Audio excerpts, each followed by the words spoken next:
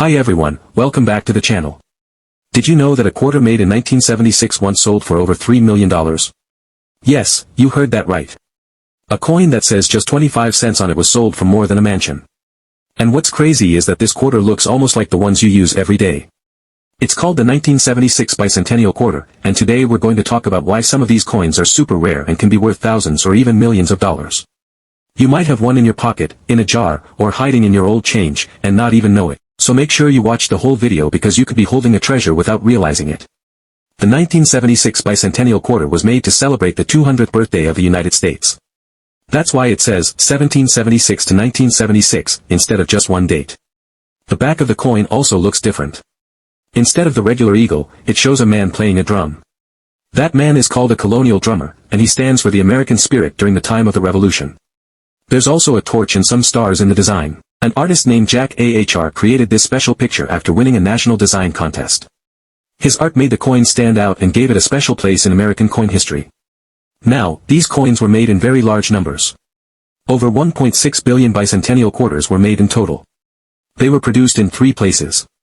If you find one with no letter near the bottom right of the head side, it came from Philadelphia. If there's a D, it came from Denver. And if there's an S, it was made in San Francisco. The ones from San Francisco can be extra special, because some were made with silver, and silver coins are always more valuable. Some of the silver-proof versions, especially in perfect condition, are worth hundreds or even thousands of dollars. But here's where it gets exciting. Some bicentennial quarters are not just rare because they're silver. Some are worth so much because they have special mistakes called errors. These errors happened at the mint when the coins were being made. And collectors love these mistakes. That's why they pay huge money for them. For example, a rare quarter with a strong off-center strike sold for more than $350,000. Another one that was made on the wrong metal blank called a wrong planchet, sold for over $4,000. And the most perfect, silver-proof quarter graded as PR70 Deep Cameo sold for over $3.1 million. That's life-changing money for a coin you could find in your own home. So what makes these coins worth so much? Let's talk about a few reasons. First, condition matters a lot. If the coin is shiny, clean, and looks brand new, it's worth more.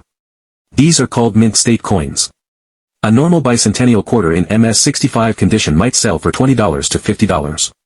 But if the coin is almost perfect, like MS67 or MS68, it can sell for $1,000, $2,000, or even more. These are rare and hard to find in perfect shape, especially if they were never used or touched. Then we have the coins with double images. These are called double die coins. This happens when the coin was stamped more than once by mistake. If you look at the letters on the coin, like Liberty or In God We Trust, and they look thick or doubled, that might be a valuable error. A nice double die bicentennial quarter can sell for $200, $1,000, or even up to $8,000 depending on how strong the doubling is and how nice the coin looks overall. Another big error is the off-center strike. This is when the coin wasn't lined up properly when it was made. If part of the design is missing or pushed off to one side, it could be a very valuable coin. A small off-center might only be worth $30 or $50, but a major one like 50% or more off, can be worth hundreds or thousands. One of the most valuable off-center bicentennial quarters sold for a jaw-dropping $375,000. Next, there are coins with the wrong metal. This is called a wrong planchet error. Sometimes, the mint used a blank meant for a penny or a dime. These coins look weird, feel light, or sound different. One bicentennial quarter made on a penny blank sold for more than $4,000. Others that were made on silver planchets not meant for quarters have sold for even more. Some coin experts say the rarest ones could go for over $1 million. There's also the missing clad layer error. Normal quarters are made with layers of copper and nickel. But if the top layer is missing, the coin might look red, brown, or coppery on one side. These are easy to miss if you're not paying attention. A coin like this in nice condition can be worth $400 or more, and the value goes up with higher grades or if more of the layer is missing. If you're wondering whether your coin might be valuable, here's what to look for. First, check the date. If it says 1776 to 1976, then it's a bicentennial quarter. Then look at the mint mark next to Washington's ponytail. No mark means Philadelphia, D means Denver, and S means San Francisco. If you have an S coin, it might be silver. You can weigh the coin to check. Silver quarters weigh a little more than regular ones. Next, use a magnifying glass or phone camera to look closely at the letters and numbers. If they look thick, fuzzy, or have shadows, it could be a double die error. Also check to see if the picture is off-center. And look at the color, If it's red or brown on one side, it might be missing a clad layer.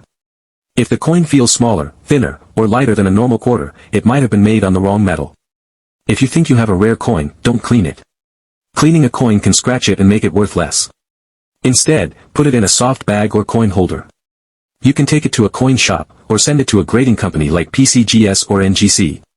They'll tell you if it's rare and give it a grade. Coins that are graded by a trusted company often sell for more because buyers trust them more. Even if your quarter is not worth thousands, it's still a cool piece of history. The Bicentennial Quarter is special because it reminds us of America's 200th birthday. It has a different design, and it was only made for a short time.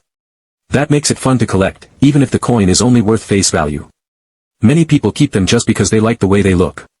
Coin collecting is a fun hobby that anyone can start. You don't need to be rich or an expert. All you need is some time and curiosity. Check your pocket change, ask your friends and family if they have old coins, or look through old jars or boxes. You never know what you might find. One of the most expensive coins in the world was found in someone's change. Maybe the next one will be found by you. So next time you get a quarter, take a good look. Does it say 1976? Does it have a drummer on the back? Is it shiny, strange, off-center, or different in any way? That little coin could be worth more than you think. It could be a small treasure hiding in plain sight. Thanks so much for watching today's video. If you liked this story and want more simple, easy-to-understand videos about coins, treasures, and valuable things you might already own, please like this video and subscribe to the channel. And leave a comment if you have a Bicentennial Quarter or found a cool coin. We love hearing your stories. Until next time, keep checking your coins and happy hunting.